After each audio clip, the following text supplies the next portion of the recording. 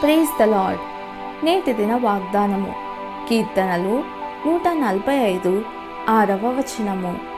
నీ భీకర కార్యముల విక్రమమును మనుష్యులు వివరించెదరు, నేను నీ మహత్యమును వర్ణించెదను.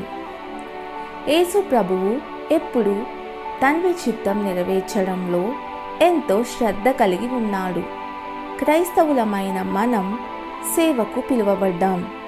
దేవుని సేవించేందుకు ఎన్నో మార్గాలున్నాయి.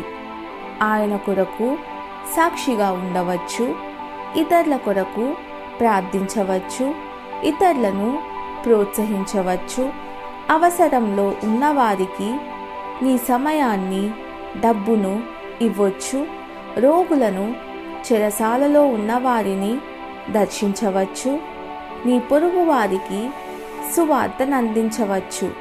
ఇలా ఎన్నో చేయొచ్చు. చివరిగా దేవుడు విమర్శ చేయునప్పుడు ఆయన ప్రతి క్రియను, అది మంచిదే గాని చెడ్డదే గాని, తీర్పులోనికి తెచ్చును అని చెప్తున్నాడు. గనుక మనం బహుమానం పొందినట్లు చేతి నిండా మంచి పని కలిగి ఉందాం. ప్రార్థన. పరలోకపు తండ్రి, నీ కొరకు మంచి పనులు చేయాలని నన్నెన్నుకున్నావు.